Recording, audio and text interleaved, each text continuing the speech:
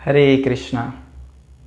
भगवान गीता में कहते हैं जन्म कर्म च में दिव्यम एवं यो वेत्ति तत्वतः त्यक्त्वा देहम पुनर्जन्मम नैति मामेति सो अर्जुन। यदि कोई मेरे कर्मों के बारे में, मेरे जन्म के बारे में जान लेता है और समझता है कि ये व्यक्ति साधारण नहीं है, केवल इतनी सी बात समझने से कि कृष्ण साधारण नहीं है, उनके गुण और लीला साधारण नहीं है, उनके जन्म और कर्म साधारण नहीं है, केवल इतनी सी बात समझने से व्यक्ति इस भूमि के ऊपर वापस नहीं आता। भगवान केवल दुष्टों का संहार करने के लिए इस जगत में नहीं आते। दुष्टों का संहार यदि करना है तो वो वैकुंठ में बैठ के, गोलोक वृंदावन में बैठ के भी कर सकते हैं, पर इस भूमि तल पे वो इसलिए आते हैं कि साधुओं को आनंद दे सके, भक्तों को आनंद दे सके, और साधारण लोग जो है जिनके हृदय में कृष्ण के प्रति, भगवान के प्रति द्वेष नहीं है, उनके मन को लुभा सके। ये लीलाएं करने के लिए भगवान आते हैं और अनेकों विध लीला करते हैं। तो अलग अलग प्रकार के, अलग अलग चेतना से भरे हुए लोग भी भगवान की तरफ आकृष्ट हो सकते हैं। जैसे फॉर एग्जाम्पल भगवान दामोदर लीला करते हैं, तो ऐसा कौन सा व्यक्ति है जगत में जो भगवान दामोदर को देख के अट्रैक्ट, आकर्षित ना हो सके? ऐसा कौन सा व्यक्ति है? प्रैक्टिकली कोई नहीं है। हर एक को भगवान दामोदर अच्छे लगते हैं, राइट? छोटे से नन्हे से कृष्ण किसे अच्छे नहीं लगते, राइट? तो बहुत सारी लीला करने के लिए भगवान इस जगत में आते हैं। तो एक लीला ऐसी हम सुनेंगे, शरारती कृष्ण, शरारती श्रीनाथ जी, राइट? भगवान श्रीनाथ जी का मंदिर जो वृंदावन में था, गोवर्धन में था, करीबन 600 साल पहले, जहाँ पे ठाकुर जी की सेवा वल्लभाचार्य करते थे, और उनके जो पुत्र थे दोनों, विठलनाथ जी और एक उनके पुत्र थे, वो दोनों बेटे और वल्लभाचार्य जी ठाकुर जी की सेवा करते थे, श्रीनाथ जी की सेवा करते थे। और श्रीनाथ जी वल्लभाचार्य जी को खुद के पिता समान मानते थे और विठलनाथ जी को अपने भाई समान मानते थे, और इतना आदान प्रदान करते थे, प्रेम का रेसिप्रोकेशन करते थे कि मानो कोई घर का व्यक्ति ही हो। तो एक बार की बात है, ठाकुर जी को सोने के लिए वल्लभाचार्य ने एक नया बिस्तरा लाया और ठाकुर जी को बोला, श्रीनाथ जी को बोला कि भगवान सो जाइए आप, ये रात हो गई है, और भगवान जी को सुला दिया बिस्तरा के ऊपर वल्लभाचार्य जी ने। ठाकुर जी बोले नहीं, ये बिस्तरा मुझे नहीं चाहिए, ये मुझे चुभ रहा है। तो वल्लभाचार्य जी ने बोला कि अरे ये नया है और इतना मखमल का बनाया हुआ है, इतना सॉफ्ट है, मुलायम है, और आपको चुभ रहा है। बोले नहीं, मुझे ये नहीं चाहिए, मुझे चुभ रहा है। तो दूसरा बिस्तरा लगाया और उसके ऊपर भी लाला को सुला दिया, पर फिर से लाला बोले मुझे यहाँ नहीं सोना है, मुझे चुभ रहा है कुछ। तो जो ये थे वल्लभाचार्य जी, उन्होंने कहा कि तो आपको सोना कहाँ पे है?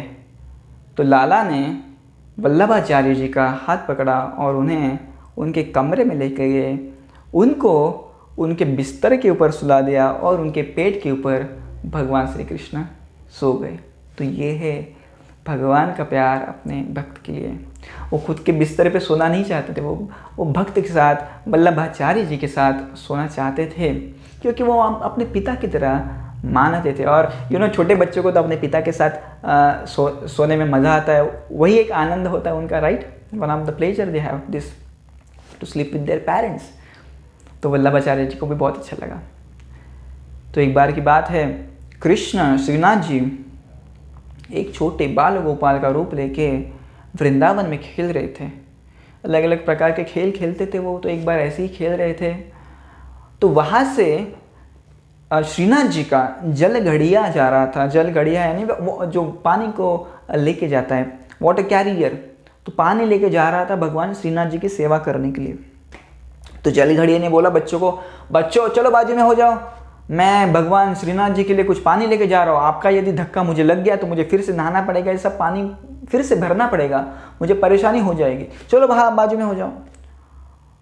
तो कृष्ण ने सोचा, ठाकुर जी ने, कि थोड़ी इसकी लेते हैं, खींचते हैं, शरारत करते हैं इनके साथ, और जानबूझ के सारे बच्चों ने उनको स्पर्श कर लिया, जल घड़िया को स्पर्श कर लिया, और जल घड़िया बहुत गुस्सा हो गया। वो इतना गुस्सा हो गया कि उसने ठाकुर जी को एक चाटा मार दिया गाल के ऊपर, और ठाकुर जी बड़े गुस्सा हो गए।